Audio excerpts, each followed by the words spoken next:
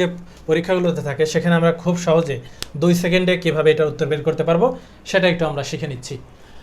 আসসালামু আলাইকুম প্রিয় শিক্ষার্থীবৃন্দ, আশা করি সবাই ভালো আছো। ওয়েলকাম টু শিক্ষা ল্যাব।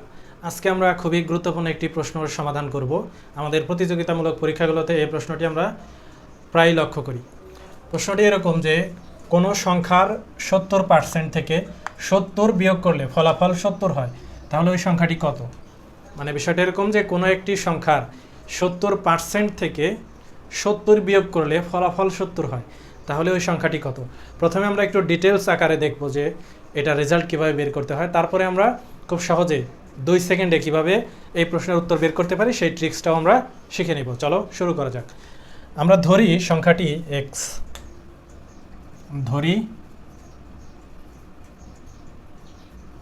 সংখ্যাটি এক্স। যেহেতু সংখ্যাটি এক্স আর এখানে বলা আছে যে কোনো সংখ্যার 70% থেকে 70 বিয়োগ করলে, তাহলে এই সংখ্যাটির 70% কত হবে? এক্স এর 70% এবং এর থেকে বিয়োগ করতে হবে কত? 70। তাহলে এক্স এর 70% বিয়োগ 70 এবং এর ফলাফলও কত হবে? 70ই হবে, তাহলে ইকুয়াল 70। এখন এটাকে আমাদের ক্যালকুলেশন করতে হবে। তাহলে আমরা লিখতে পারি যে বা এক্স গুণ 70% মানে কত? 70 ভাগ 100, এবং এই 70 যদি ডান পাশে চলে আসে তাহলে 70 যোগ 70 হবে। আচ্ছা, এখন আমরা লিখতে পারি যে 70x ডিভাইডেড বাই 100 সমান, এখানে 70 এবং 70 যোগ করলে 140।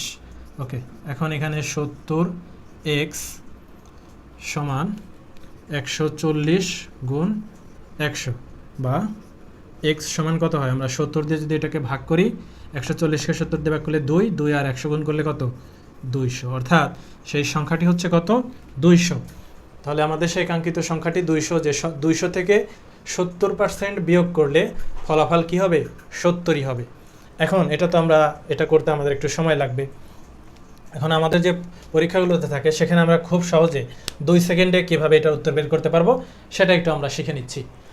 কখনো যদি আমরা দেখি যে এরকম কোনো একটা সংখ্যার পার্সেন্টেজ থেকে, একটা নির্দিষ্ট পার্সেন্টেজ থেকে ওই সংখ্যাটি বিয়োগ করলেই বিয়োগফলও ওই সংখ্যাটিই হয়। এক্ষেত্রে যেরকম হয়েছে যে কোনো একটা সংখ্যা থেকে, সংখ্যার 70% থেকে 70 বিয়োগ করলে ফলাফল 70ই হয়, তাহলে এখানে সবগুলো সংখ্যাই কিন্তু এক হতে হবে।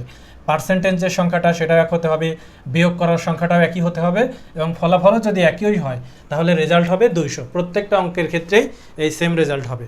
উদাহরণস্বরূপ যদি এরকম হয় যে কোনো একটি সংখ্যার 20% থেকে 20 বিয়োগ করলে ফলাফলও 20 হয়, তাহলে এই সংখ্যাটি কত?